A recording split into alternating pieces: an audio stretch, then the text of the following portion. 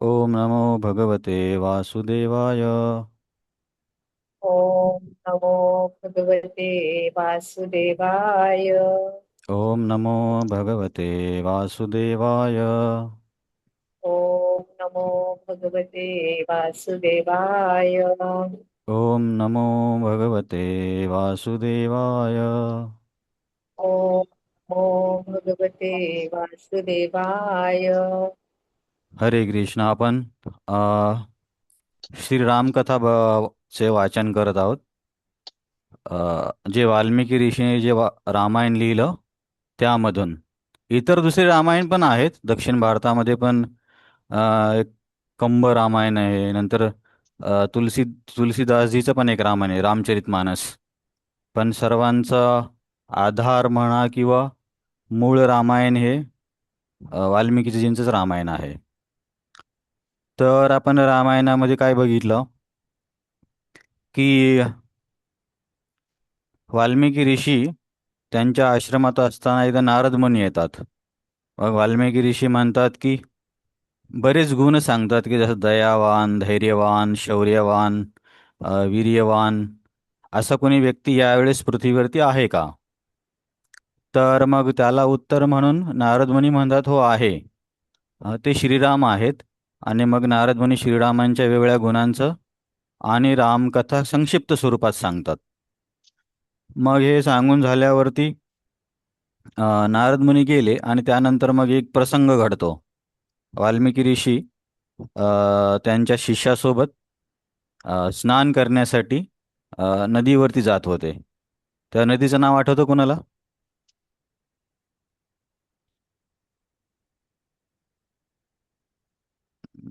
हं. तर ती तमसा नदी होती. नाही, नाहीतर हो. आपल्याला काय अयोध्येवरून सरयूच ध्यान येतं ना. परंतु यांचा आश्रम दुसरीकडे होता. तर मग अ, या प्रसंगाच्या वेळेस वाल्मिकी ऋषी बघतात की क्रौंच नावाच्या पक्ष्याचा एक शिकारी शिकार करतो. आणि ते दोघं पक्षी एकत्र असतात, म्हणजे नर आणि मादा. तर एकाचा मृत्यू झाल्यामुळे दुसरा एकदम खूप दुःखात जातो. तर हे बघून वाल्मिकी ऋषीच्या मुखातून आपोआप श्राप बाहेर येतो त्या शिकाऱ्यासाठी की मा निषाद शाश्वती समा, की तुला कधीही शांती न मिळो. तर एकेकाळी हा व्यक्ती माणसाला मारायचा, आता हा पक्षाला मारले तरी श्राप त्यांच्या मुखातून आला. पण त्यांना त्या श्रापापेक्षा शब्दरचनेचं आश्चर्य वाटलं, की म्हणजे असं व्याकरणाच्या दृष्टिकोनातून श्लोकाच्या स्वरूपात कसा काय श्राप आला. तर मग असे आंघोळ करून वाल्मिकी ऋषी आणि त्यांचे शिष्य, त्यांच्या शिष्यामध्ये महत्त्वाचे भारद्वाज आहेत. हा, भारद्वाज खूप प्रसिद्ध आहेत, पण ते वाल्मिकी ऋषींचे शिष्य आहेत. मग सर्व शिष्यांसोबत वाल्मिकीजी आश्रमात येतात. मग आश्रमात आल्यावरती पण त्यांचं मन त्याच विचाराकडे असतं की असे शब्द का निघले माझ्या मुखातून. आणि मग तेव्हा तिथे ब्रह्माजी येतात. आणि ब्रह्माजी आल्यावरती ब्रह्माजींचं समजा जे काही अतिथी सत्कार करून झाल्यावरती तेव्हा पण वाल्मिकी ऋषींचं मन तिकडेच असतं. म्हणजे कधी कधी असं होतं ना की एखाद्या गोष्टीने आपल्यावरती खूप प्रभाव केल्यावरती काहीही करताना तीच गोष्ट आठवते आपल्याला. तर ब्रह्माजींना हे कळलं की वाल्मिकी ऋषी कशाचा विचार करत आहेत. मग ब्रह्माजी म्हणतात की तुमच्या मुखातून जे शब्द निघले ते श्लोकाच्या स्वरूपात आहेत आणि ते माझ्याच इच्छाने झालं आहे. आणि तुम्हाला या श्लोकाच्या आधारावर म्हणजे या स्वरूपामध्ये रामायणाचं लिखाण करायचं आहे. लिखाण कसं करणार? जे नारद मुनींनी संक्षिप्त स्वरूपात सांगितलेलं आहे आणि त्या वाचून दुसऱ्या ज्या काही घटना असतील की जसं की नारद मुनींनी फार थोडक्यात सांगितलं होतं. तर मग जसं की राम जन्म किंवा अयोध्येतल्या गोष्टी नारद मुनी बोलले नव्हते. तर मग ब्रह्माजी त्यांना आशीर्वाद देतात की तुम्हाला रामायणाच्या संबंधित सर्व माहिती आपोआप कळेल.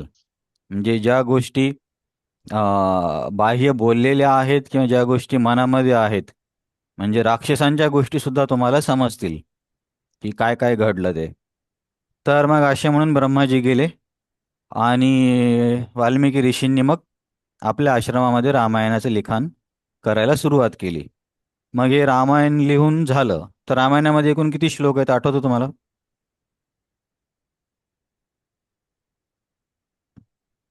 आपण बघितलं होतं ना. तर रामायणमध्ये एकूण 24,000 श्लोक आहेत आणि 500 सर्ग आहेत. आणि ते 7 कांडामध्ये आहेत. जसे की अयोध्याकांड, बालकांड, किष्किंधाकांड वगैरे. तर मग वाल्मिकी ऋषी रामायणाची रचना करतात. आता ही रचना कुठंपर्यंत झालेली असते की श्रीराम घरी आले, त्यांचा राज्याभिषेक झाला आणि सीतादेवी इकडं आल्या वाल्मिकी ऋषींच्या आश्रमात. आता याच्यानंतरचं जे वर्णन होईल ते भविष्यातलं वर्णन आहे. परंतु वाल्मिकी ऋषींना त्यासाठी पण ब्रह्माजी आशीर्वाद देतात की भविष्यातील गोष्टी पण तुम्हाला कळतील. आणि आपण कसं भागवतामध्ये प्रभुपाद आणि आपल्या वैष्णव आचार्यांचं टीका वाचतो. जसे की विश्वनाथ चक्रवर्ती ठाकूर, किंवा जीव गोस्वामी, रूप गोस्वामी. तर त्यामध्ये काय असते की एका एका श्लोकांवरती आचार्य भरपूर माहिती देतात. पण आता हे जे आपण रामायण सध्या चर्चा करत आहोत, हे गीता प्रेसचं रामायण आहे. आणि याच्यामध्ये श्लोक आणि त्याचं भाषांतर एवढंच आहे. त्याच्यावरती टीका वगैरे नाही आहे. म्हणून आपण फक्त गोष्टीसारखं बघतोय. पण मला लक्षात आलं की श्री संप्रदायामध्ये रामायणावरती टीका आहेत. तर एक मी असाच थोडासा क्लास ऐकत होतो श्री संप्रदायाच्या साधूचा. तर त्यांनी म्हणजे दोघं जण बोलत होते. एक व्यक्ती बोलला की रामायणामध्ये असं असं लिहिलं, हे कसं काय होऊ शकतं? तर त्यांनी तो श्लोक सांगितला. जसं की आपण पण तो श्लोक वाचलेला आहे की ब्रह्माजी नारद मुनींना म्हणतात, जोपर्यंत ही पृथ्वी पर्वत आहे तोपर्यंत तुझं हे रामायण राहील आणि या रामायणामध्ये एक पण दोष नसणार. तर म्हणजे आपण वाचन करताना यावरती एवढा विचार केला नाही.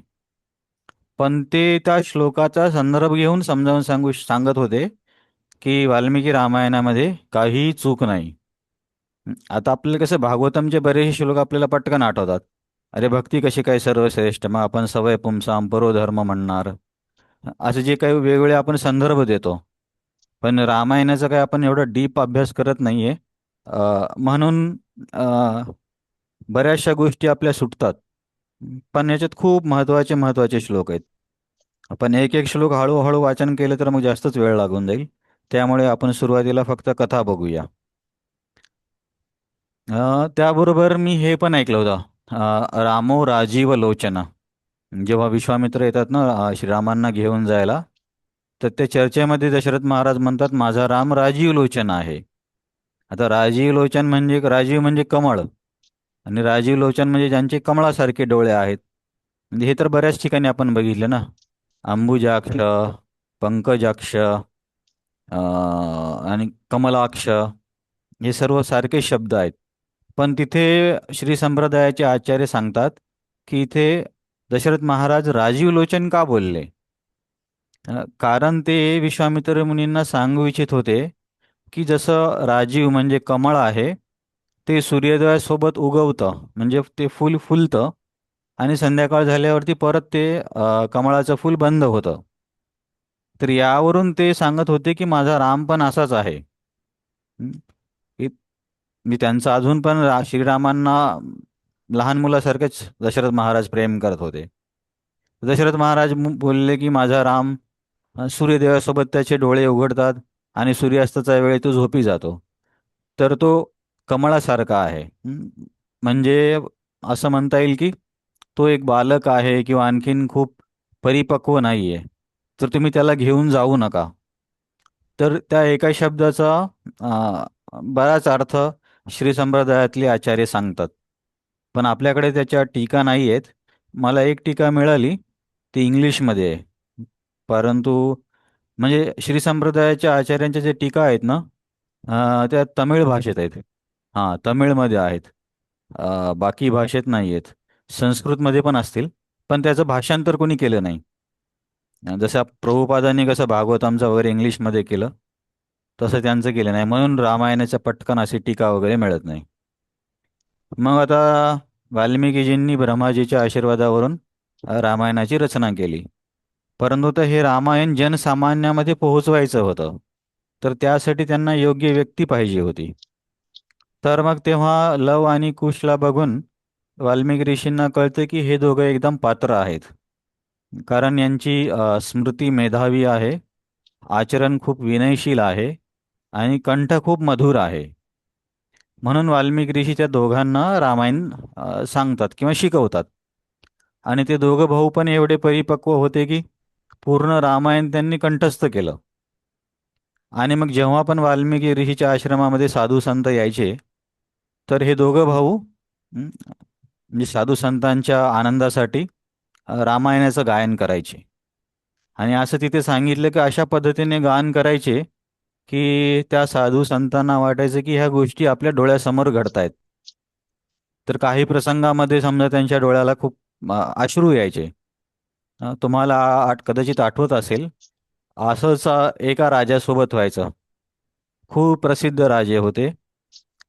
त्यांना पण रामायणामधलं असं कठीण प्रसंग ऐकला की काय म्हणता येईल, त्यांना दुःख व्हायचं किंवा ते पण त्यामध्ये गुंतून जायचे. आठवतो तुम्हाला एखादं उदाहरण? कुलशेखर महाराज. हां, कुलशेखर महाराजांचं. तर असं जे कुलशेखर महाराजांचा जो अनुभव होता, त्याच पद्धतीने हे साधू संतांना पण अनुभव यायचा. तर ॲक्च्युली हा कुणाला पण अनुभव येऊ शकतो. म्हणजे व्यक्ती जितक्या तन्मयतेने किंवा एकाग्रतेने म्हणा किंवा श्रद्धेने ऐकतो. जसं की परीक्षित महाराजांना पण झालं होतं ना, की त्यांना सर्व माहीत होतं कृष्णलीला झालेली आहे. पण तरीसुद्धा पूतना वृंदावनात येतीये, हे ऐकून त्यांच्या चेहऱ्यावरती चिंता दिसत होती. परंतु त्यांना सर्व माहिती आहे. म्हणजे पूतना आली होती, तिचं मृत्यू पण झाला. नंतर त्यांचे आजोबा 2-3 पिढ्याच्या पूर्वीची गोष्ट आहे. परंतु ते एवढे तल्लीन होते की त्यांना असं वाटत होते की कृष्णाला काय होईल.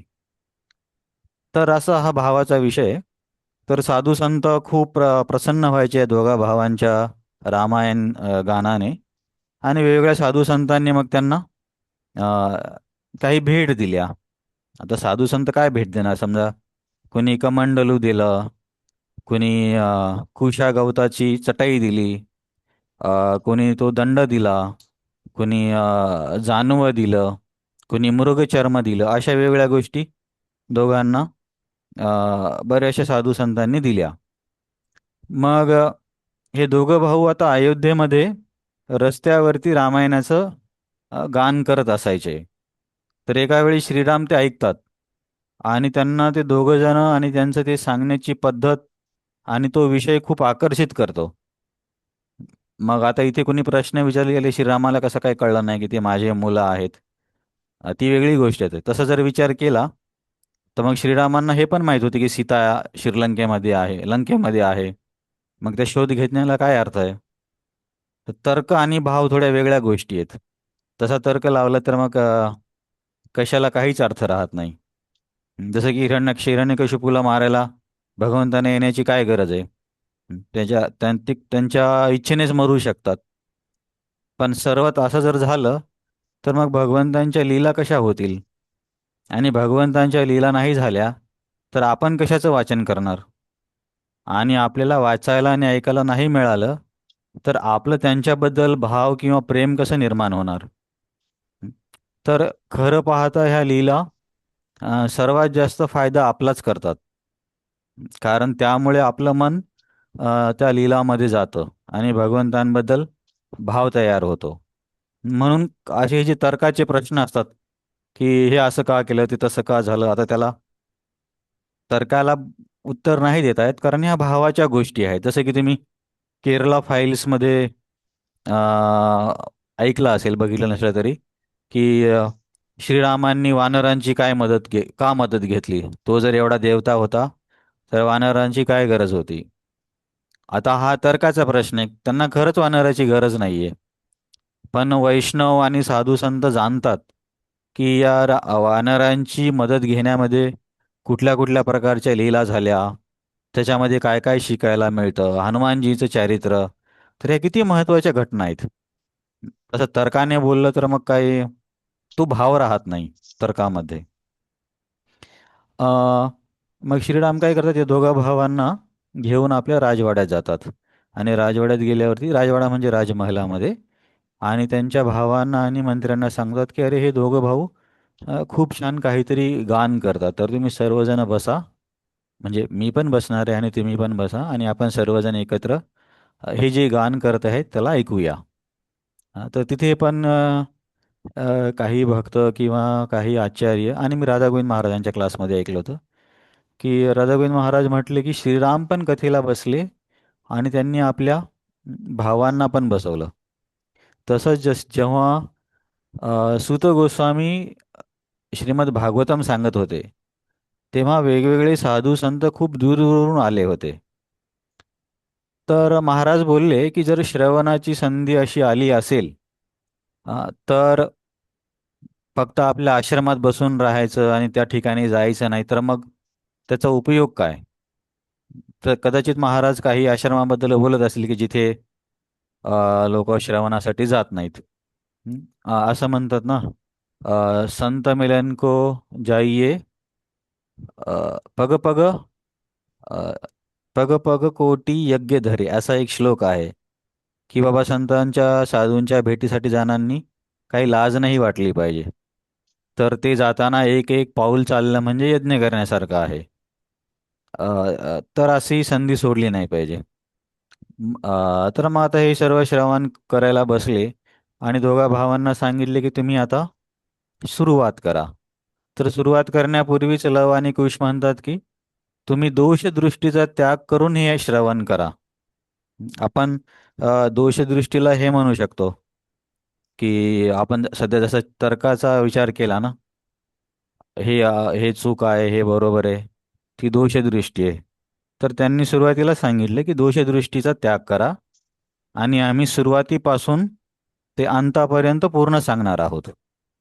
मग त्यामध्ये सर्वप्रथम त्यांनी अयोध्येचं वर्णन केलं की अयोध्या कशी संपन्न नगरी होती, मोठमोठे चौक, रस्त्यांवरती कशी सफाई केली जायची, मोठमोठ्या बिल्डिंग, वेगवेगळ्या प्रकारचे वृक्ष, अयोध्या कशी सुसंपन्न होती त्याचं एका अध्यायात वर्णन केलं.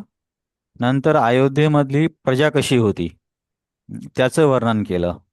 तर प्रजाचं वर्णन करताना दशरथ महाराजांचं वर्णन केलं की दशरथ महाराज कसे धर्मात्मा होते, शास्त्रानुसार कशी वागणूक करायचे. आणि त्यामध्येच मग नागरिकांचं पण त्यांनी वर्णन केलं की पूर्ण अयोध्येमध्ये खोटं बोलणारा एकही नागरिक नव्हता.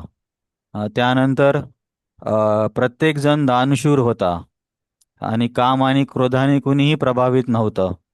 तर अशा अयोध्येतल्या प्रजेचं पण विस्तारामध्ये लव आणि कुश वर्णन करतात. पहिले अयोध्या नगरी, मग अयोध्या नगरीमधले राजा दशरथ महाराज आणि तिथले रहिवासी, अयोध्यावासी. तर अयोध्येमध्ये कोणी पण कामी, कृपण, क्रूर, मूर्ख आणि नास्तिक मनुष्य नव्हता. अ, आणि कोणालाही संग्रहाची इच्छा नव्हती. तर बेसिकली सांगायचं म्हणजे सर्व प्रजा सत्वगुणी होती. कारण हे सर्व गुण गोष्टी सत्वगुणामध्येच बघायला मिळतात. खोटं न बोलणं किंवा इतरांशी चांगल्या पद्धतीने बोलणं, जमा करण्याची इच्छा नसणं. खूप जमा करण्याची इच्छा रजोगुणाचं लक्षण आहे. तुम्ही गीतेमध्ये अभ्यास केला असेल तर तिथे सत्वगुण, रजोगुण आणि तमोगुणाचे प्रभाव सांगितलेत. तर रजोगुणामध्ये व्यक्तीला लोभ असतो. लोभ म्हणजे जास्त जमा करण्याची इच्छा, धन वगैरे. अ, तर ही सर्व प्रजा सत्वगुणी होती, त्यामुळे कुणालाही असा लोभ नव्हता. आणि मग या राज्यामध्ये वेगवेगळ्या प्रकारचे घोडे आणि हत्तींच्या प्रजाती, यावरती पण हे लव आणि कुश वर्णन करतात. मग हे एका अध्यायामध्ये वर्णन करून झाल्यावर आता त्या राज्यातील मंत्र्यांचं वर्णन करतात. तर 8 महत्वाचे मंत्री होते दशरथ महाराजांचे. त्यामध्ये पण सुमंत्रजीचं नाव परत परत येतं. तर या मंत्र्यांबद्दल काय सांगितलं की हे मंत्री इतरांशी बोलताना हसून बोलायचे, म्हणजे चेहऱ्यावरती हास्य ठेवायचे.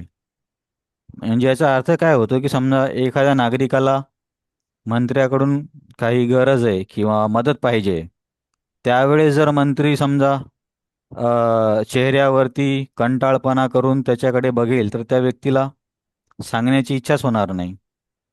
तर हे मंत्री असे होते की सर्वांना अ, हसतमुख बोलायचे. आणि बाकी गोष्टीमध्ये पण ते खूप पटाईत होते, जसे की समोरच्या व्यक्तीचे हावभाव बघूनच त्यांच्या मनात काय चालू आहे हे या मंत्र्यांना कळायचं. अ, आणि हे मंत्री कधी पण काम, क्रोध आणि स्वार्थ यांनी प्रभावित होऊन खोटं नाही बोलायचे किंवा काय म्हणता येईल, असत्य नाही बोलायचे. तर थोडक्यात म्हणजे हे मंत्री पण आदर्श मंत्री होते. आणि ते बाकी गोष्टीमध्ये पण एकदम पटाईत होते, जसे की इतर राज्यामध्ये काय चालू आहे ते गुप्तहेरांकडून माहिती काढणे. म्हणजे स्वभावाने पण चांगले होते आणि कार्यामध्ये पण कुशल होते. कधी कधी कसं असतं की एखादा व्यक्ती अ, शास्त्र बोलण्यामध्ये किंवा सांगण्यामध्ये किंवा लक्षात ठेवण्यामध्ये तो प्रभावी असतो. परंतु त्याला एखादी सेवा जर करायला सांगितली तर तिथे त्याला तेवढं जमत नाही. म्हणजे दोन्ही बाजू बॅलन्स करणं थोडंसं कठीण असतं. जसे की समजा मंत्री पण आहेत, तर त्या मंत्र्यांचं समजा आर्थिक व्यवहारामध्ये किंवा दुसऱ्या देशासोबत अ, व्यवहार करण्यामध्ये ते पटाईत असतील, परंतु त्यांच्या स्वतःच्या वैयक्तिक जीवनामध्ये कदाचित ते चांगल्या चरित्राचे नसतील. तर मला हे सांगायचे की ह्या दोन्ही गोष्टी एकत्र असणं खूप खूप कठीण आहे. म्हणजे चांगलं चारित्र्य आणि कार्यकुशलता दोन्ही असणं खूप कठीण आहे. यावरती गौरांग प्रभूबद्दल एक महाराज बोलले होते, त्यांचं नाव मला आठवत नाही.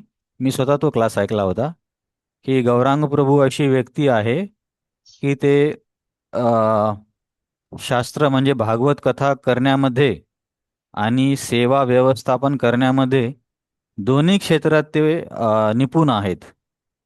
कारण असं खूप दुर्मिळ आहे. कथा करणाऱ्या लोकांना सेवा करताना थोडंसं गडबड होते आणि सेवा करणाऱ्या लोकांना कथा करताना सत्वगुणामध्ये यायला थोडासा वेळ लागतो. अ, परंतु हे जे मंत्री होते दोन्ही दृष्टीने कुशल होते. हं. तर ह्या दोन्ही गोष्टी पण आवश्यक आहेत. चरित्र पण आवश्यक आहे आणि त्यासोबत कार्यकुशलता पण आवश्यक आहे. कारण व्यवहारामध्ये त्याची गरज पडते ना. मग यानंतर हे वर्णन करून झाल्यावरती लवकुश सांगतात की आता अशा पद्धतीने अ, जे पाहिजे म्हणजे आदर्श राज्य होतं. नगरी, प्रजा, राजा, मंत्री सर्व काही आदर्श होतं. काहीही त्रास नव्हता. परंतु तरी सुद्धा अशा स्थितीमध्ये दशरथ महाराज थोडेसे चिंतित राहायचे. मग असं सर्व असताना दशरथ महाराजांना का चिंता होती? तर त्या चिंतेचं कारण सांगितलं की दशरथ महाराजांना पुत्र किंवा संतती नव्हती. जसे तिथे एक शब्द वापरलाय, सूतार्थम तप्यमानस्य. सूत अर्थ म्हणजे सूत मिळवण्यासाठी म्हणजे पुत्र मिळवण्यासाठी, तप्यमानस्य म्हणजे त्यांचं मन नेहमी चिंतित असायचं. तर आपण मग तेव्हा यावरती पण चर्चा केली की मुलाचा जन्म होण्यासाठी एवढी का चिंता करण्याची गरज आहे किंवा मुलगाच पाहिजे म्हणून एवढा आग्रह का करायचे. तर तेव्हा आपण बघितलं की कोणताही व्यक्ती एखाद्या क्षेत्रामध्ये समजा पटाईत आहे, धार्मिक क्षेत्र, राजकीय क्षेत्र, किंवा काय म्हणता येईल व्यवसायामध्ये, तर त्याला ही चिंता असतेच की माझ्या नंतर येणाऱ्या व्यक्तीने हे व्यवस्थित केलं पाहिजे.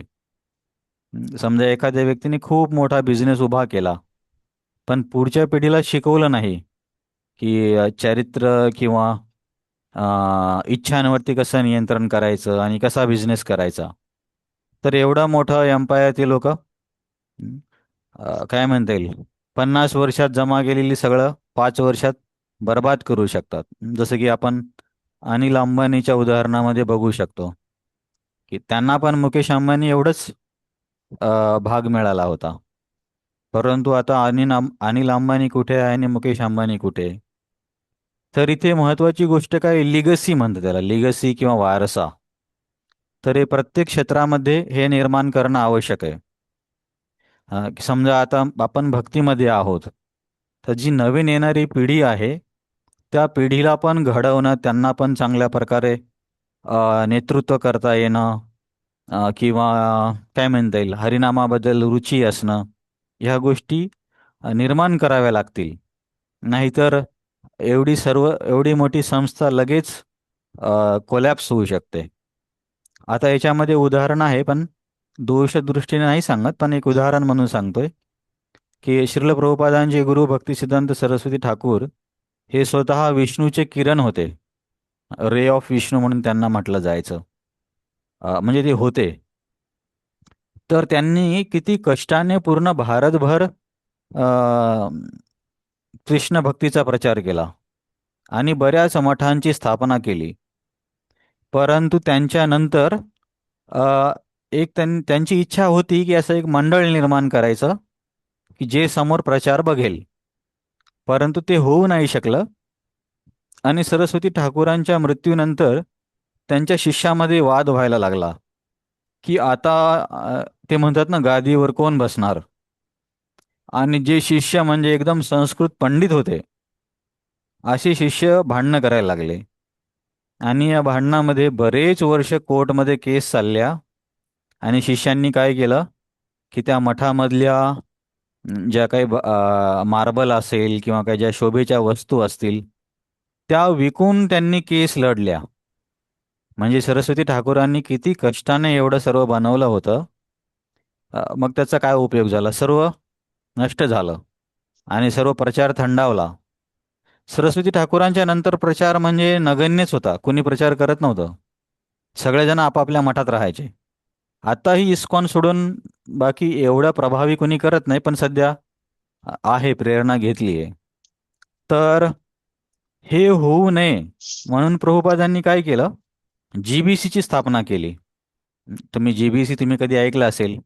इस्कॉनमध्ये जीबीसी आहे, गव्हर्निंग बॉडी कमिशन. की कोणी एक गादीवर बसेल किंवा कोणी एक उत्तराधिकारी असेल असं नाही. कारण एकाला उत्तराधिकारी करायचं म्हणजे की मग वाद होणारच. तर एक शिष्टमंडळ असणार, ते सर्व एकत्र होऊन निर्णय घेणार. आणि त्यांच्या खाली पण वेगवेगळ्या प्रकारचे कमिटी असणार. तर अशा पद्धतीने इस्कॉन काम करतं. तर प्रभुपादांना ही युक्ती कुठून सुचली? त्यांना रेल्वेचं जसं व्यवस्थापन केलं जातं, रेल्वेमध्ये वेगळे विभाग असतात बघा. दक्षिण, मध्य, उत्तर, पूर्व पूर्वतटीय विभाग, असे रेल्वेमध्ये विभाग आहे. सेंट्रल वेस्टर्न आपल्याकडे म्हणतात. तर त्यावरून प्रभुपादांनी आयडिया घेतली आणि जीबीसीची स्थापना केली. तर त्यामुळे बघा, प्रभुपाद गेल्यावरती इस्कॉनमध्ये समस्या झाल्या, पण इस्कॉन टिकून राहिलं आणि आता खूप प्रचार प्रसार होतोय. हे सर्व कशामुळं? की लिगसी निर्माण केल्यामुळं. लिगसी म्हणजे काय म्हणता येईल आपल्याला? लिडरशिप, किंवा पुढची पुढची एक पिढी, जबाबदार पिढी किंवा जबाबदार व्यक्ती निर्माण करणं. तर या गोष्टीसाठी दशरथ महाराजांना पुत्रप्राप्तीची चिंता होती. तर हा त्यामागचा भाव आहे. तर मग यावरून चिंतित असताना दशरथ महाराजांच्या मनात विचार येतो की मी पुत्रप्राप्तीसाठी अश्वमेध यज्ञ केला पाहिजे. आणि मग त्यांचा हा विचार ते त्यांच्या मंत्र्यांना सांगतात. आणि मग मंत्री वशिष्ठ मुनी, अ, वामदेव आणि जे त्यांचे इतर पुरोहित आणि ब्राह्मण होते महत्वाचे अयोध्येमधले, त्यांना घेऊन येतात. आणि मग दशरथ महाराज त्यांना सांगतात की माझ्या मनामध्ये असा विचार आहे, तर तुमचं काय मत आहे? तर बघा, पहिले असा व्यवहार केला जायचा की राजा आहे म्हणजे तो मनमानी काही करेल असं नाही. आपण अयोध्यामधल्या नागरिकांच्या वर्णनामध्ये एक गोष्ट ऐकली होती की जे ब्राह्मण होते ते स्वतः सत्यवादी असायचे किंवा शास्त्रानुसार वागणूक करायचे, संग्रह करायचे नाही. आणि जे क्षत्रिय होते अशा ब्राह्मणांच्या उपदेशांचं पालन करायचे. आणि जे वैश्य होते ते राजांनी ज्या नीती निर्माण केल्या त्याच्यानुसार व्यापार वगैरे करायचे. आणि जे शूद्र होते ते चांगल्या पद्धतीने इतर सर्वांची सेवा करायची. तर अशी जर समाज व्यवस्था असेल तर गोष्टी व्यवस्थित होतात. समजा याला आधुनिक याच्यामध्ये प्रभुपाद कसे समजावून सांगायचे, की वैज्ञानिक वगैरे हे लोक म्हणजे ब्राह्मण समजू शकतो, आणि राजकीय लोक वगैरे हे क्षत्रिय, आणि व्यावसायिक लोक जे आता पण व्यवसाय करतात त्यांना वैश्य, आणि जे म्हणजे अनस्किल्ड कामगार आहेत त्यांना उपमा दिली, ते आहेत असं नाही. तर या चौघांनी जर एकमेकांसोबत कोऑपरेट केलं तर समाज व्यवस्था टिकून राहते. नाहीतर हे जर एकमेकांच्या विरुद्ध झाले तर मग खूप कठीण होतं, जसं की आता सध्या होत आहे. मग सर्वांनी म्हटलं की हा विचार खूप चांगला आहे, आणि सर्वांनी लगेच मग त्याला संमती दिली की ठीक आहे, आपण हा अश्वमेध यज्ञ करूया, आणि तुमची पुत्रप्राप्तीचा विचार हा योग्य आहे, धार्मिक विचार आहे. कारण अयोध्येला आता पुढे कोणीतरी उत्तराधिकारी असला पाहिजे. मग हे सांगितल्यावरती यज्ञाची वगैरे तयारी करण्यासाठी वशिष्ठ बोलायला लागतात. आणि हे बोलून समजा सर्वजण जेव्हा आपापल्या घरी गेले, तेव्हा सुमंत्रजीने दशरथ महाराजांना सांगितलं, काही गोष्टी सांगितल्या. तर सुमंत्र अ, हे महत्वाचं कॅरेक्टर आहे बघा, परत परत येणार. आता इथे राम जन्मामध्ये पण ते खूप महत्वाची भूमिका आहे त्यांची. नंतर श्रीराम जेव्हा अयोध्या सोडून जातात, तेव्हा पण त्यांचं वर्णन येतं. तर सुमंत्रजीचं म्हणजे एक चांगलं कॅरेक्टर आहे रामायणामध्ये. तर सर्व गेल्यावरती सुमंत्रजी सांगतात की दशरथ महाराज, तुमच्याबद्दल मी अ, फार पूर्वीच्या पुराणामध्ये सांगितलेल्या गोष्टींबद्दल ऐकलेलं आहे. आणि ते ते वर्णन कोण केलं होतं, तर चतुष्कुमारांनी केलं होतं. आता बघा, हे योग्य वेळी सुमंत्रजी हे बोलल्यामुळे किती फायदा झाला. नाहीतर दशरथ महाराजांनी तयारी केली होती अश्वमेध यज्ञाची, आणि तिथले त्यांचे पुरोहित पण तयार होते. परंतु याच्या संदर्भात काय गोष्टी घडल्या, एका व्यक्तीने चांगले श्रवण केल्यामुळे खूप फायदा होतो.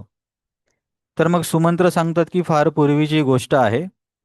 तेव्हा चतुष्कुमारांनी सांगितलं की म्हणजे तुमच्या घराण्यामध्ये, म्हणजे या रघुवंशामध्ये, समोर एक खूप धार्मिक राजा होईल, त्याचं नाव दशरथ असेल. आणि दशरथ महाराजांना पुत्रप्राप्तीची चिंता असेल, आणि त्यांना ही पुत्रप्राप्ती करून देण्यासाठी ऋष्यशृंग नावाचे ऋषी निमित्त होतील. म्हणजे जर यांनी हे सांगितले नसतं तर मग ऋष्यशृंगला बोलवायचं हा विचारच आला नसता ना.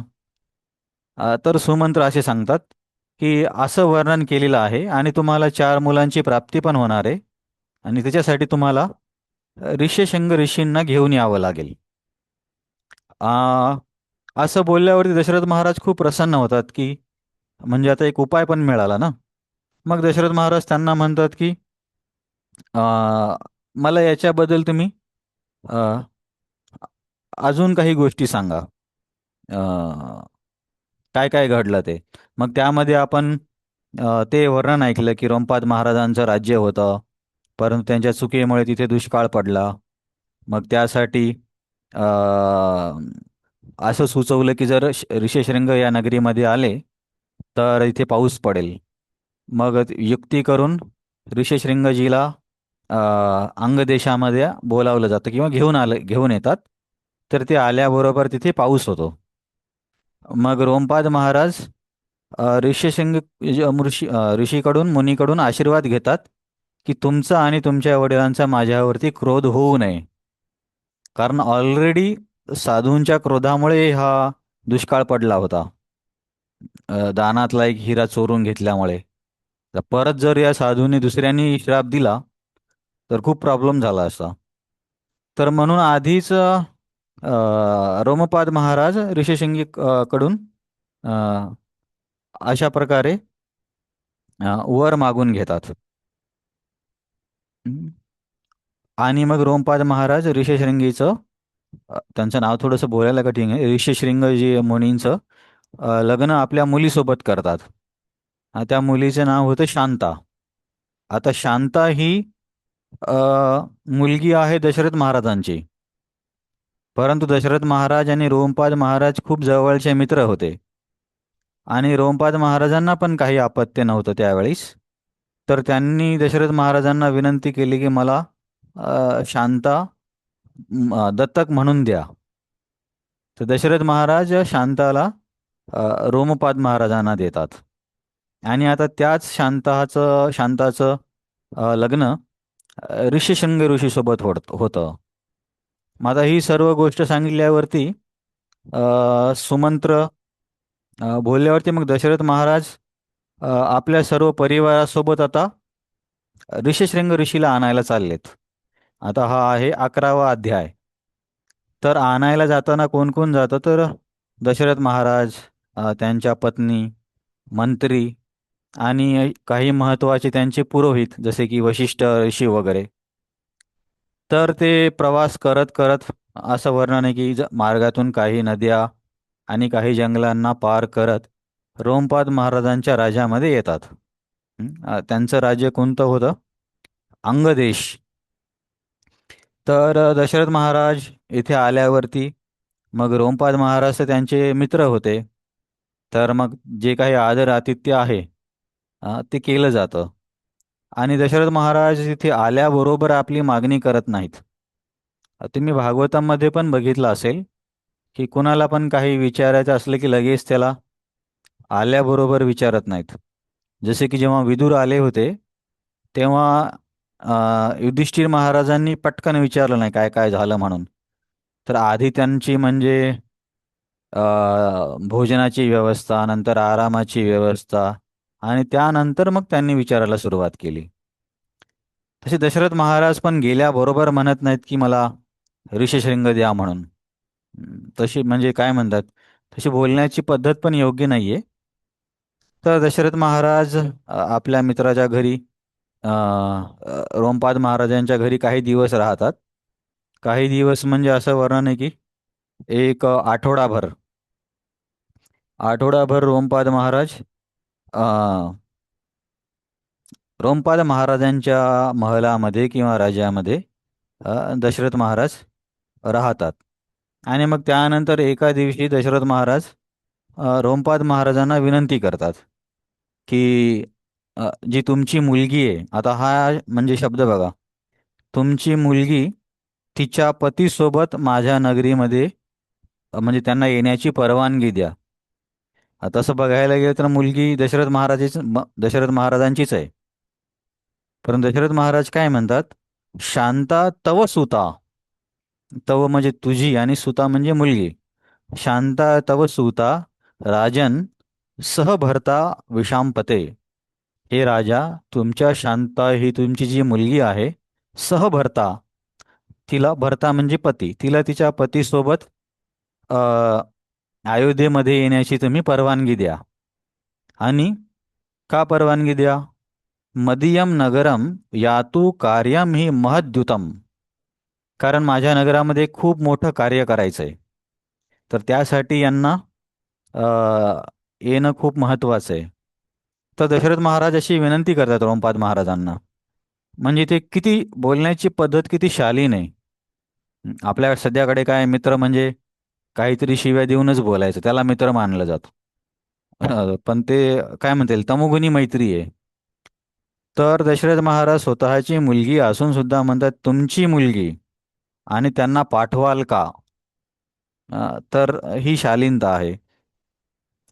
तर रोमपाद महाराज तर मित्रच होते दशरथ महाराजांनी, ते लगेच तयार झाले की हो, शांता आणि ऋषीशृंग मुनी तुमच्यासोबत जाऊ शकतात. मग आता ऋषशृंग मुनी, त्यांची पत्नी म्हणजे शांता, दशरथ महाराज, अ, दशरथ महाराजांनी रोमपाद महाराजांना हात जोडले.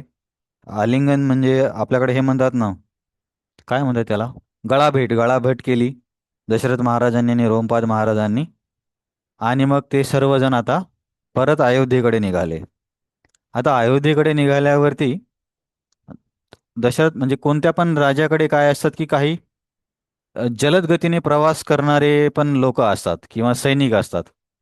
तर या जलद गतीने प्रवास करणाऱ्या सैनिकांना सांगितलं की अयोध्येमध्ये जाऊन सांगा की ऋषीशृंग मुनी शांता आणि आम्ही सर्व येत आहोत, तर नगराला पूर्णपणे सजवा. आता त्या सजवण्यामध्ये पण काही डिटेल्स सांगितल्यात. जसं की बाबा सर्व रस्त्यांवरती पाणी शिडकून झाडू वगैरे करा. तर आपल्याकडे पण माहिती आहे ना की पाणी शिंपडल्यावरती काय होते की धूळ वर येत नाही. आणि त्यांच्यामध्ये पाणी म्हणजे ते सुगंधी पाणीच वापरायचे. अ, पाणी शिडकून त्यांना काय काय करायला सांगितलं. अ,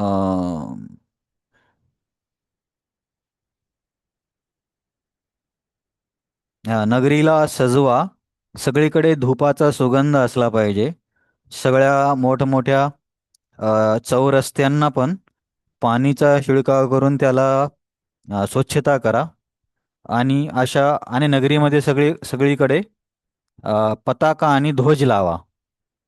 म्हणजे आपल्या सनातन संस्कृतीमध्ये आपण बघतो ना, कुठल्याही सणाच्या वेळेस आपण अ, आंब्याच्या पानाच्या तोरण लावतो. तर त्यावेळेस पण अशा पद्धतीचे तोरण पताका लावले जायचे. म्हणजे ही मूळ पद्धत आहे ॲक्च्युली. असे तोरण पताका लावले जायचे आणि केळीचे खांब अ, दरवाजाच्या दोन्ही बाजूला ठेवले जायचे. नंतर नारळाचे पण पानं. ते या गोष्टींना शुभ मानलंय. तर याने डेकोरेशन केलं जायचं. सध्या डेकोरेशन कशाने करतात? प्लास्टिकचे फुलं असतात सगळीकडे. अ, तर ठीक आहे, ॲक्च्युली आपल्या समाजाचं डिग्रेडेशनच झालेलं आहे. तर यावरून मी विचार केला की दशरथ महाराजांनी अ, काय म्हणता येईल, फास्ट प्रवास करणाऱ्या लोकांसोबत हा संदेश अयोध्येमध्ये पाठवला. आणि अयोध्येमधल्या प्रजेने पण लगेच सुरुवात केली.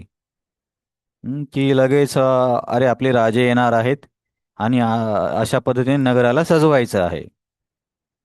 असा विचार कधी, म्हणजे अशा पद्धतीने कधी नागरिक वागतील जेव्हा त्या शासनकर्त्यामध्ये आणि नागरिकामध्ये एक आपुलकीचा संबंध असेल. तर तर त्यावर मी सध्या, आता यामध्ये कसं टीका वगैरे नाही आहे ना, म्हणून मी विचार केला की आपण अ, याला संबंधित काही विचार सुचतात का बघूया. तर सध्याच्या काळामध्ये कसं आहे, दशरथ महाराजांनी सांगितलं तर नागरिकांनी पूर्ण उत्साहाने ते सर्व केलं. पण आता जर समजा शासनाने काही निर्णय घेतला, तर समाजामध्ये अशी परिस्थिती आहे की लगेच त्याला विरोध केला जातो. आता कोणतंही शासन असू द्या, समजा काही राज्यामध्ये BJP असेल, काही राज्यामध्ये काँग्रेस असेल किंवा सेंट्रलमध्ये BJP आहे. तर कुणी जरी निर्णय घेतला आणि तो निर्णय जर देशहिताचा असेल, तर त्याला लगेच पाठिंबा दिला पाहिजे ना. पण लोक म्हणजे त्याला खूप विरोध करतात. त्याच्यामध्ये मला आश्चर्य याचं वाटलं की जेव्हा 370 आर्टिकलला गव्हर्नमेंटने हटवलं होतं ना, किती प्रयत्न करून, त्यामुळे काश्मीरची स्थिती बरीच बदलली. तर या 370 कलमाला पण लोकांनी विरोध केला. आणि कदाचित तुम्हाला कपिल सिब्बल बद्दल आदर असेल, मला माहिती नाही. पण अशा सगळ्या वादांच्या केसमध्ये कपिल सिब्बलच असतात वकील. आणि सगळ्या केस ते हारतात. 370 मध्ये यांनी विरोध केला. अ, समजा चुकून जर असं झालं असतं की सुप्रीम कोर्टाने त्या बाजूने जर निर्णय दिला असता की अरे हो, हे असं तर पूर्वीचं प्रावधान आहे, अशा प्रकारे याला काही हटवू शकणार नाही, तर देशाचं किती मोठं नुकसान झालं असतं. पण या लोकांना विरोध करण्याच्या भावनेमध्ये देशाचं हित आणि अहित पण समजत नाही. तर पूर्वीच्या नागरिकांमध्ये आणि सध्या असा फरक आहे. राम मंदिरासाठी पण किती वर्ष केस चालवली. रामाचं, आता आपण रामायण वाचतोय. रामाचा देश असून एवढ्या वर्ष रामालाच त्या टेंटमध्ये राहावं लागलं. तंबूमध्ये, विचार करा. श्रीरामांना तंबूमध्ये ठेवलं होतं. ते झालं. नंतर आता हे जे UCC वगैरे येत आहे, युनिफॉर्म सिव्हिल कोड, प्रत्येक गोष्टीला हे लोक विरोध करतात. म्हणजे एखादी गोष्ट समजा चुकीची असेल तर त्याबद्दल बोलले तर काही हरकत नाही. समजा जसं की आता वेगवेगळ्या परीक्षांमध्ये घोटाळा होतोय, तर त्याबद्दल बोललं पण पाहिजे आणि सरकारने पण उत्तर दिलं पाहिजे, कारण मग विश्वास कसा राहील सगळ्याच परीक्षा जर अशा व्हायला लागल्या तर. परंतु ज्या बाकीच्या इतर गोष्टी आहेत देशहितासाठी महत्त्वाच्या, जसे काही संरक्षणाचे काही करार असतील, त्या राफेलमध्ये पण यांनी खूप वाद उठवला. तर अशा गोष्टीमध्ये नागरिकांनी म्हणा किंवा जे नागरिकांचे प्रतिनिधी आहेत त्यांनी मदत केली पाहिजे, नाहीतर देशाचा विकास कसा होईल. आता हा हा जो बुलेट ट्रेनचा जो प्रोजेक्ट आहे 2014 पासून आहे, तर आता आले 2026. म्हणजे किती, 12 वर्ष झाले. 12 वर्षात अजून आपण एकच बुलेट ट्रेनचा मार्ग तयार नाही करू शकलो. या 12 वर्षात चीनने अ, किती किलोमीटर, म्हणजे किती हजारो किलोमीटर बुलेट ट्रेनचे ट्रॅक बनवले असते. कारण त्यांच्याकडे काय आहे, सरकारला विरोध करणं शक्यच नाही. सगळी जमीन सरकारच्या ताब्यात. आज निर्णय घेतले की उद्या त्याचं काय म्हणता येईल, त्याच्यावरती काम सुरू होतं. परंतु या बुलेट ट्रेनला पण लोकांनी विरोध केला. मग ते जमिनीचं काय म्हणता येईल, त्याला भूसंपादन नाही होऊ दिलं. तर बघा आता तो एक प्रोजेक्ट 12 वर्षापासून रखडतो. त्याच्यामध्ये प्रॉब्लेम काय होतो, की मग त्याची कॉस्ट वाढत जाते. आणि हे आपल्याला जपाननी कर्ज दिलेलं आहे बुलेट ट्रेनसाठी. तेव्हाचे जे प्रधानमंत्री होते ना, शिंजो आबे, ते आणि मोदी मित्र होते. तर 1% व्याजाने त्यांनी काहीतरी 1 लाख करोड एवढं कर्ज भारताला दिलं होतं. तर माझा सांगण्याचा उद्देश हा आहे की दशरथ महाराजांनी सांगितल्याबरोबर सर्व प्रजा किती उत्साहाने नगराला सजवायला लागली. म्हणजे राजा माझा आहे, किंवा हा नेता माझा आहे, ही भावना होती. जसं की शिवाजी महाराजांबद्दल पण आपण बघतो की शिवाजी महाराजांसाठी अ, लोकांनी म्हणजे अ, न- प्राण त्याग केला. म्हणजे एवढं प्रेम कोण करतं, की दुसऱ्या एका व्यक्तीच्या धोरणासाठी किंवा त्यांच्या नीतिमूल्यासाठी आपला प्राण त्याग करणं किती कठीण आहे. पण तसे मावळे होते म्हणून हिंदवी स्वराज्याची स्थापना झाली. आताचे सारखे जर असते की प्रत्येक गोष्टीला विरोध करणारे, तर हिंदवी स्वराज्य झालंच नसतं.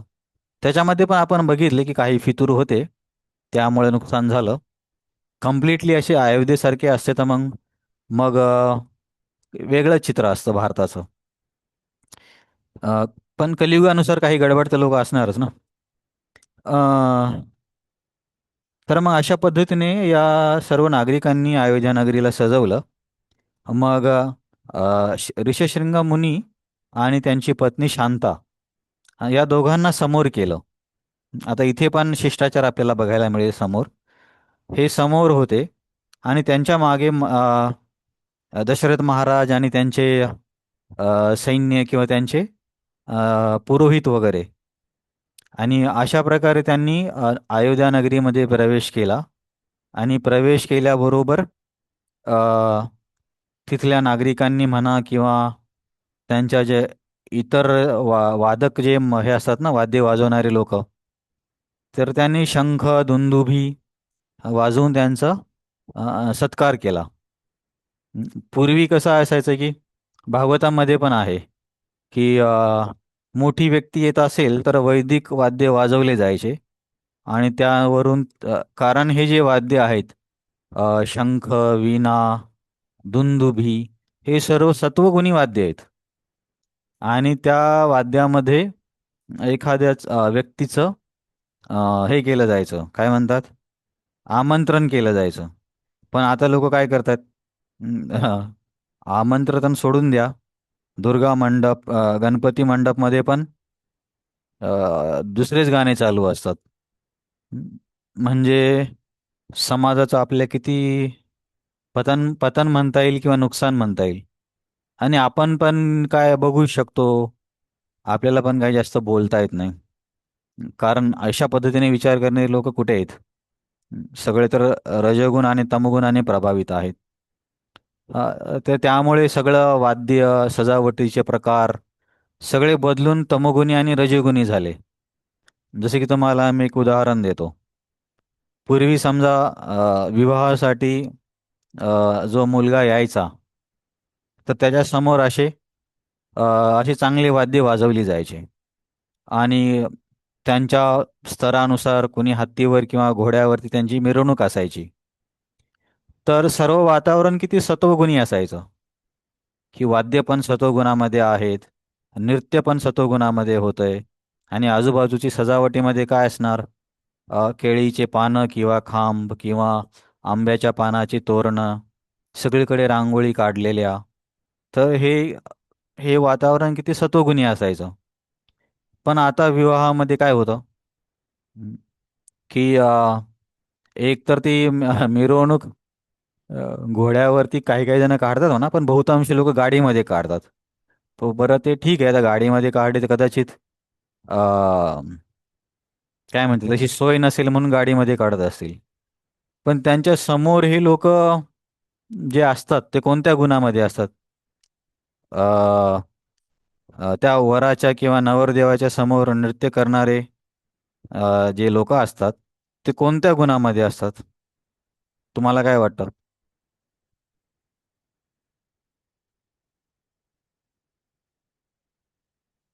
माझा आवाज येतोय ना? तमोगुणामध्ये. हा, तमोगुणी आणि रजोगुणी ना. तर ते गाणे कुठले असतात? रजोगुणी गाणे असतात. त्याच्यामध्ये तुम्हाला वीणा कुठे ऐकू येणार आहे, शंख कुठे ऐकू येणार आहे? आणि बहुतांश मुले तर दारू पिऊन असतात. तर विचार करा की लग्नासारख्या एवढ्या पवित्र गोष्टीमध्ये जर दारू पिऊन आणि रजोगुणी अशा गोष्टी घडत असतील, तर मग त्या विवाहाला शुभविवाह कसं म्हणणार? अ, पण आता हे म्हणजे बाहेर बोललं तर थोडंसं लोकांना लागेल, पण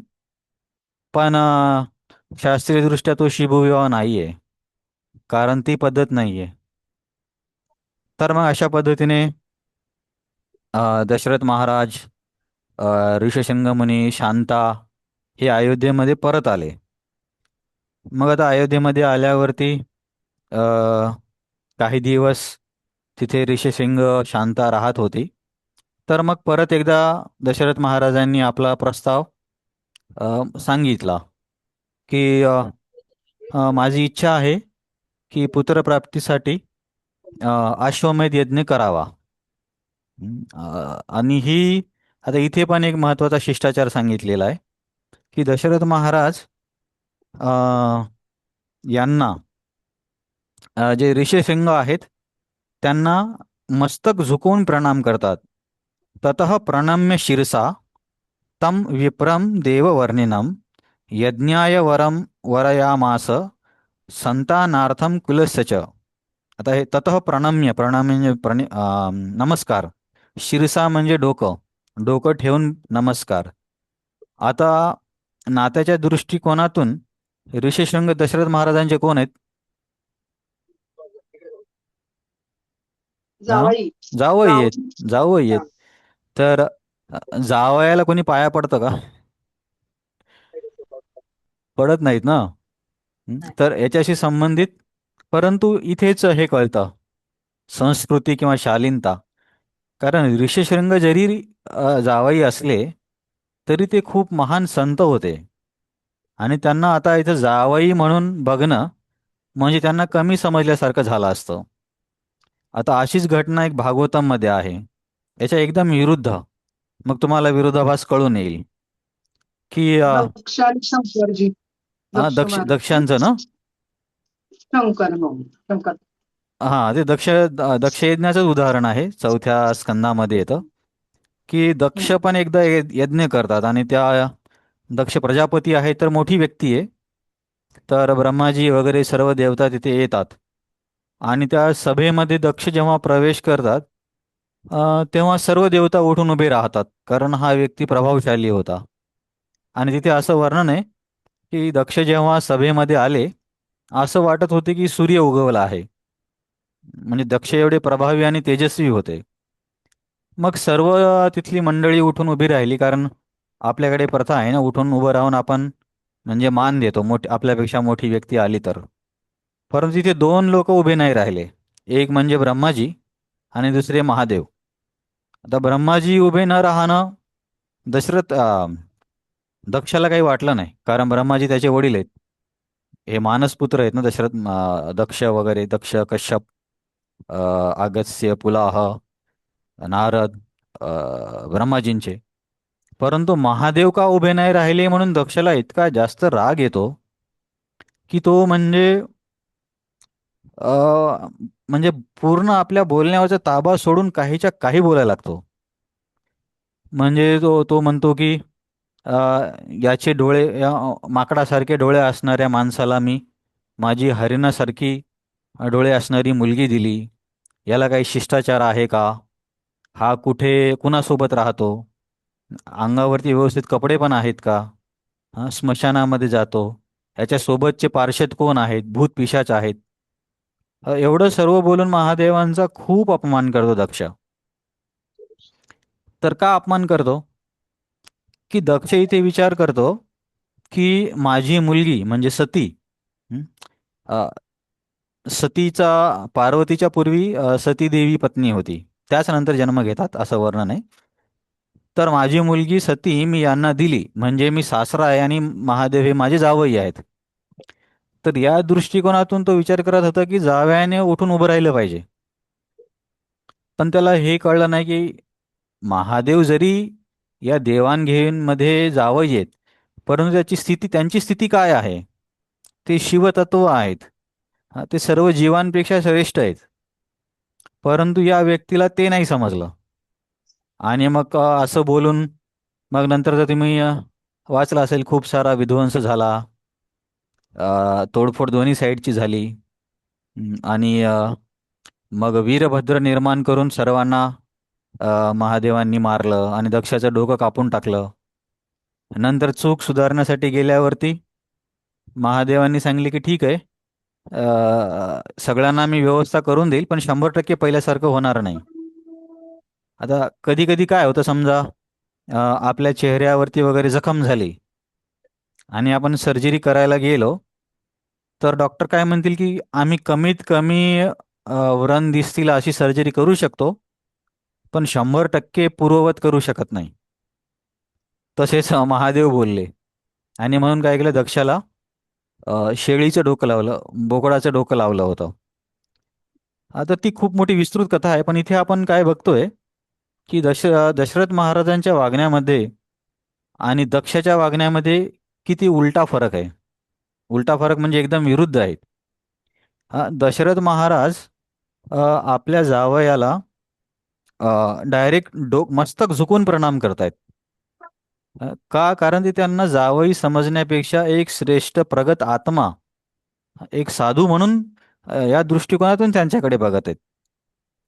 तसं बघायला गेलं तर ऋष्यशृंग मुनीपेक्षा महादेव तर काय म्हणता येईल, खूप जास्त उच्च स्तरावरती आहेत. परंतु कधी कधी असं होतं. तर हे पण आपण पण असं आपल्या याच्यामध्ये लक्षात ठेवू शकतो की समजा कधी कधी काय होतं भक्तीमध्ये, आपण सिनियर होऊन जातो.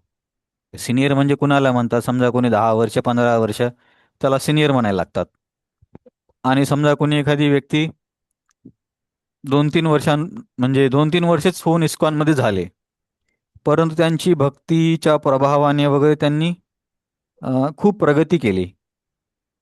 अ- असे बरेच उदाहरणं आहेत इस्कॉनमध्ये पण. जसं की एक उदाहरण आहे अमरेंद्र प्रभूंचं.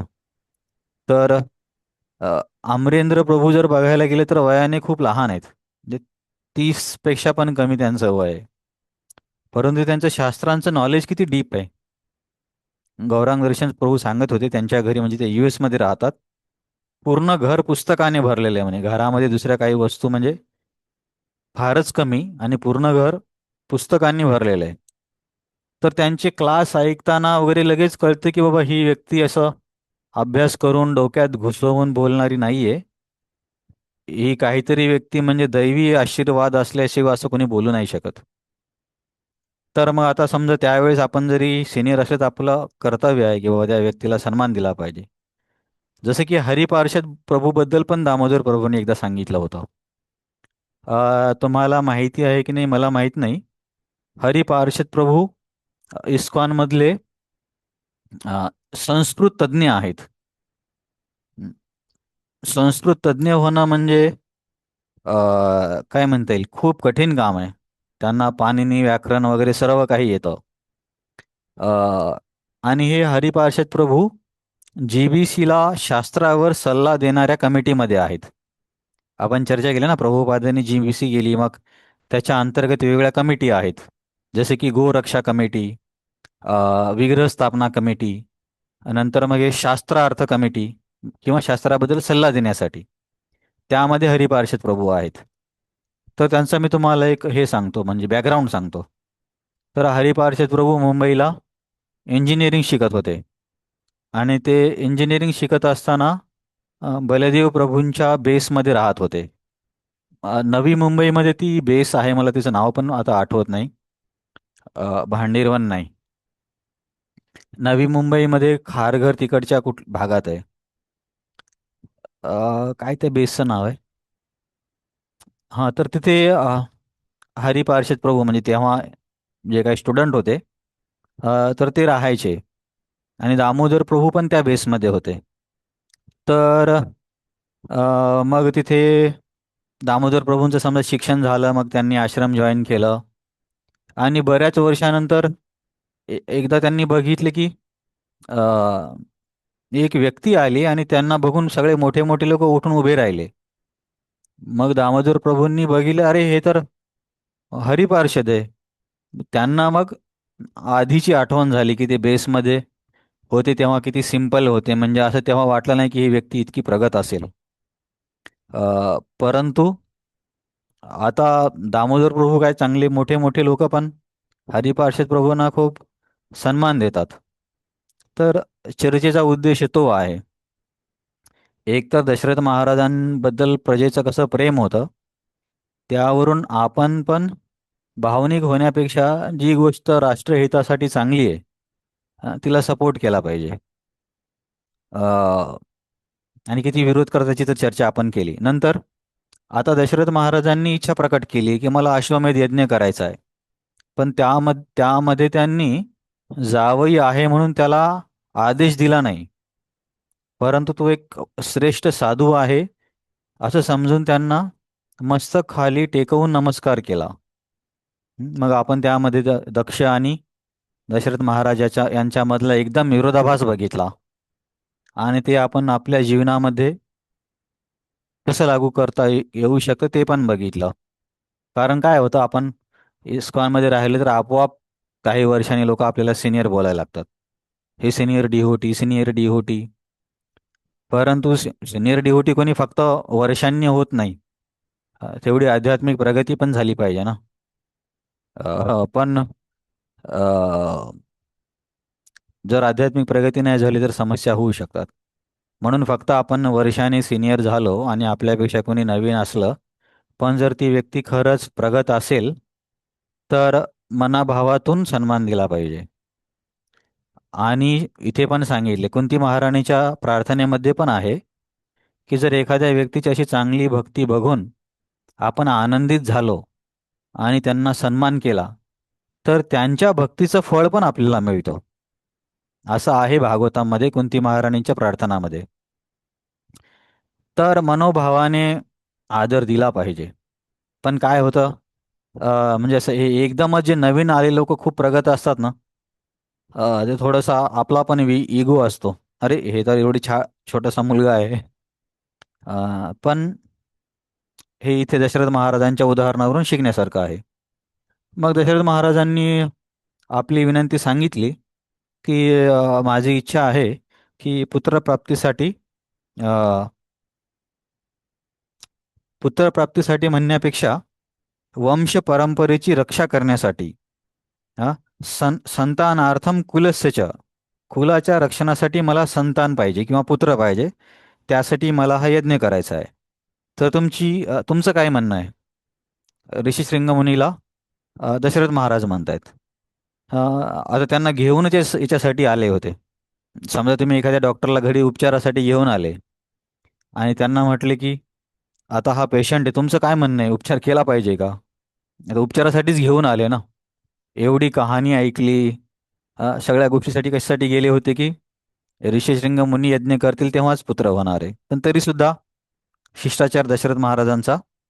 मग ऋषीशृंग मुनींनी पण लगेच हे केला की हो, हे कार्य चांगलं आहे आणि आपण करूया. अ, तथे तथेतीच स राजानाम उवाच वसुधा धीपम तथैति संभार संम्रियन्तां ते तुरगस्य विमुच्यताम सरयाश्च उत्तरे तीरे यज्ञभूमीर विधीर्यताम. अ, तथेती म्हणजे आपण तथास्तु म्हणतो ना, तर त्या प्रकारचे तथेती आहे की अहो, हे खूप चांगला विचार आहे. आणि दशरथ महाराजांना ऋषी शृंग म्हणतात की तुम्ही लगेच आता काय करा की यज्ञाबद्दलची सगळी सामग्री जमा करायला सुरुवात करा. आता पुढे येईल वर्णन. यज्ञ म्हणजे काय म्हणतील, अरबो रुपयाचा खर्च आहे हा अश्वमेध यज्ञ. तर सगळी सामग्री जमा करायला सुरुवात करा. आणि यज्ञासाठीचा जो घोडा आहे, कारण अश्वमेध यज्ञ होणार होता ना, तर अश्वमेध यज्ञ आहे म्हणून त्यांनी सांगितले की तुम्ही घोडा सोडा आणि त्या घोड्यासोबत काही सैनिक असले पाहिजे. कारण हा अश्वमेध यज्ञ असा राजा करायचा की ज्याला कोणी प्रतिकार नाही करणार, पूर्ण पृथ्वीवरती पण म्हणू शकतो आपण. तर प्रतिकार कुणाचा आहे की नाही आहे कसं कळणार? तर त्यासाठी घोडा सोडला जायचा. आणि मग ज्या राजांना मान्य असायचं की ठीक आहे, जसं की यांच्यासोबत पण झालं होतं, युधिष्ठिर महाराजांचा अश्वमेध यज्ञ करताना पण. तर आता समजा दुसऱ्या राज्यामध्ये प्रवेश केला, समजा त्यावेळेस विदर्भ एक वेगळं राज्य असेल, मद्रास एक वेगळं राज्य असेल, अ, आणि अयोध्याचा कौशल देश.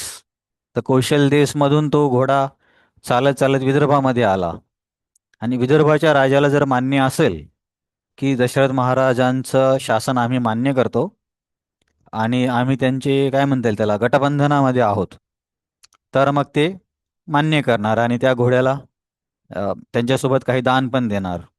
तशा पद्धतीने काय म्हणता येईल, अ, लक्ष्मी पण जमा होत जायची. आणि जर कुठे एखाद्या व्यक्तीला मान्य नसेल तर मग तो व्यक्ती प्रतिकार करायचा. तर मग प्रतिकार करण्यासाठी सोबत सैन्य पाठवलं जायचं आणि मग त्याला हरवलं जायचं. मग हरल्यावरती त्याला स्वीकार करावंच लागायचं. तर अशी एक पद्धत असायची. तर ऋषीशृंग मुनी म्हटले, सगळी सामग्री जमा करा, यज्ञाचा घोड्याला तुम्ही पृथ्वीवरती सोडा आणि जी सरयू नदी आहे, अ, अयोध्येमध्ये आपल्याला आता पण माहिती आहे सरयू नदी आहे, तर या सरयू नदीच्या उत्तर भागावरती यज्ञभूमीचं निर्माण करा. आता याच्यामध्ये पण महत्त्वाच्या गोष्टी असतात ना. आपण पण अ, असं म्हणतात की घराचा दरवाजा दक्षिणेकडे नसला पाहिजे. अ, त्यानंतर असे वास्तुशास्त्राचे काही नियम आहेत ना, की झोपताना डोकं दक्षिणेकडे करू नये किंवा डोकं पूर्वेकडे करावं. तर हे काही काय म्हणता येईल, वास्तुशास्त्र म्हणा किंवा शुभ अशुभाचे संकेत करणारे काही नियम आहेत. त्यामुळे विशिष्ट पद्धतीने विशिष्ट ठिकाणीच गोष्टी केल्या जायच्या. तर उत्तर तीरावरती यज्ञ निर्माण करा असं हे सांगतायत ऋषशृंग मुनी दशरथ महाराजांना. मग आता दशरथ महाराजांनी हे ऐकल्याबरोबर दशरथ महाराज सुमंत्रजींना बोलतात. तर बघा सगळीकडे सुमंत्रजींचंच नाव येतं 8 मंत्र्यांपैकी, की तुम्ही पटकन जा आणि आपल्या सर्व पुरोहितांना, आपल्या ब्राह्मणांना घेऊन या, कारण त्यांच्याशी पण हे मत सांगायचं आहे. पण ते मग सगळे वशिष्ठ मुनी वगैरे सर्व तिथे आले आणि तिथे आल्यावरती दशरथ महाराजांनी त्यांचं पूजन केलं आणि त्यांना सांगितलं की तुम्हा सर्वांना माहिती आहे की मला पुत्रप्राप्तीसाठी किती मी संतप्त आहे. तर त्यासाठी मला अश्वमेध यज्ञ करायचा आहे आणि हे ऋषशृंग मुनी ते करणार आहेत आणि त्यांच्या प्रभावाने मला पुत्रप्राप्ती होईल.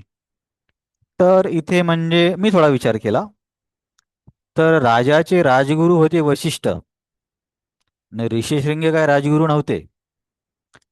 जसे की भक्तांमध्ये होतं. अ, आता आपण थांबणारच आहोत 3 मिनिटामध्ये. तर समजा कधी कधी काय होतं, अ, समजा एखादा भक्त एखाद्या पोझिशनवरती आहे.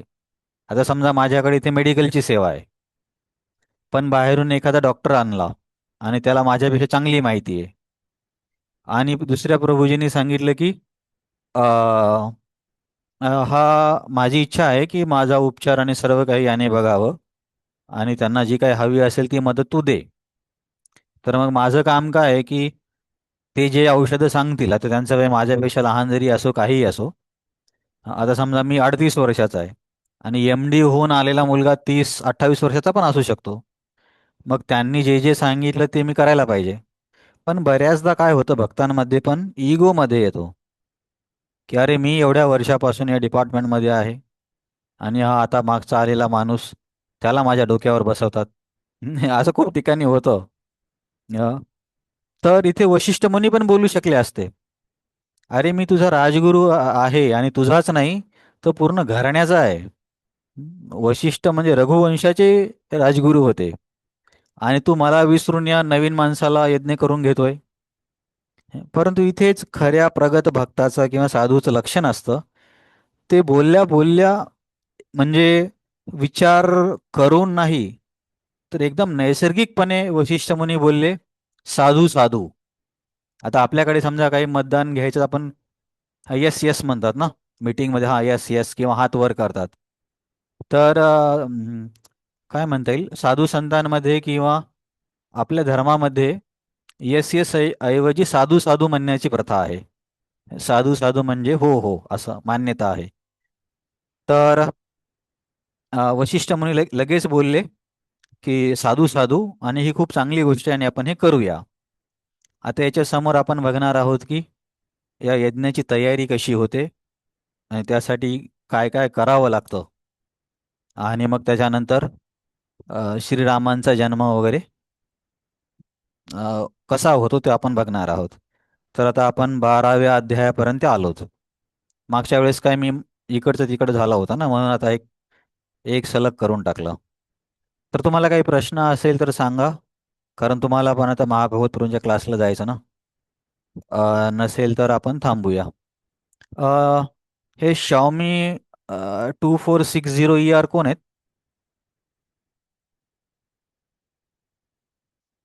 अ, ए- श- ठीक आहे, तुम्हाला आवाज येत नाही वाटतं, ठीक आहे चालेल. हे हे Xiaomi कोण आहेत मला माहिती नाही. आणि सॅमसंग तर कावेरी माताजी तुम्ही आहात ना, सॅमसंग SM A1768. ठीक आहे, त्या पण गेल्या वाटतं. ते अ, सायमूचे माता प्रभूजी प्राजक्ता वराडकर माताजी म्हणून आहेत. तर त्या हो अच्छा. वैष्णवमध्ये आपल्या आम्ही आमचं रोजचं भागवत म्हणजे रिडिंग असतं ना, मग त्यातल्या त्या आहेत. एक नाही तीन चार नाही, वर्षापासून. काही हरकत नाही, तर, म्हणजे मला हा. त्यांचं नाव येत नाही ना, म्हणून कळत नाही, समजा नाही काही त्यांना मी बोलायचं म्हंटल असेल होतं तर. नाव टाका, पण त्यांना ते जमत नाही ते टाकायला. हा हो. प्रभूजी हो मीच आहे ते अनम्यूट होत नव्हतं. अरे तुमचं नाव टाका ना फोनला, सॅमसंग दिसतंय. Okay okay okay. अ, ते तर ठीक आहे. ऍप डिलीट झालेलं ना मग हां. आत्ताच डाउनलोड इन्स्टॉल केलं. चालेल चालेल, आपण थांबूया, वेळ होतोय. दुसरा क्लास पण आहे ना 7:30ला. हो. अ, हरे हरे कृष्णा कृष्णा. हरे कृष्णा दंडवत प्रणाम. कृष्णा कृष्णा थँक्यू. हरे हरे, थँक्यू हरे प्रभूजी. हरे हरे राम कृष्णा. हरे राम हरे राम राम राम हरे हरे. हरे हरे कृष्ण कृष्णा, प्रभू दंडवत दंडवत प्रणाम.